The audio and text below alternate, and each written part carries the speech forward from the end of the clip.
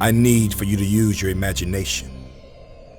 Pretend I'm your preacher and you're my congregation, because I want to give you an illustration that I pray will bring you revelation.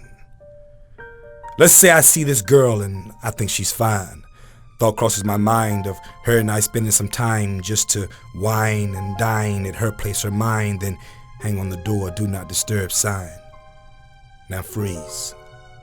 Please understand if you can, at this point there's been no sin, but the process has begun. And how I handle this thought will determine the outcome. As I stand there, I begin to notice her physique from her head to her toes, and then our eyes meet and she lets me know with a smile and a wink that all things are possible. Approach her I would, and most Negroes would say I should, but I'm a married man and a Christian. But it's a nice thought to know that I could. So I leave with this thought running freely of how she smiled and winked at me and the many, many possibilities. And occasionally as time passes by, I think of her and just what would have happened if I had given it a try.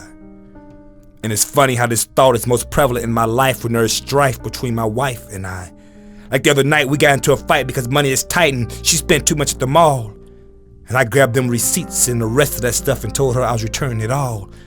And I thought about old girl on my way to the store and what it would be like if I wasn't married anymore. Then I got hit with a surprise when I walked through the door.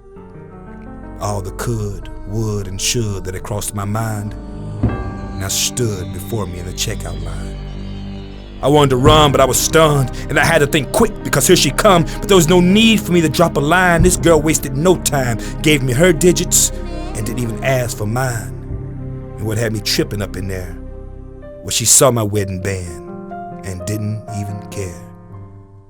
And I couldn't get that number out of my memory. It kept hunting me, 472-3533. And then one day when temptation was strong, I called, praying the number was wrong. Don't let her be home, don't answer that phone. But she did. Told me she was all alone, invited me over to mount her throne. And after that, well, it's just the same old song. Now I go to her house again and again, and if you didn't know, now I'm living in sin. It started off conceptual, but now it's habitual, a ritual that has to end. And I've tried my best to tell her we gotta stop this mess, but every time I see her, I fail the test. Then back to her house and, well, you know the rest. Because what once was lust is now lasciviousness. 10 years of marriage I've jeopardized. I try to cover my tracks by telling lies, and in my mind's eyes I see my baby's cries as I pack my bags and say goodbyes. I once had everything, now look what I got.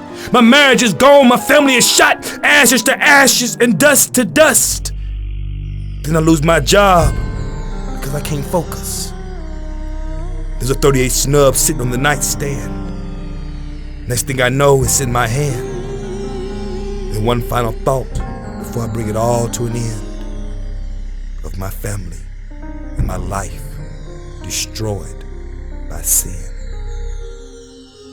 Now by my own power that truly would be the end.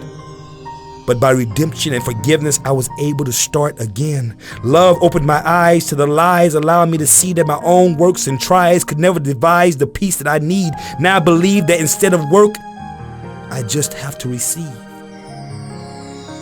I never understood this until I knew the power of love.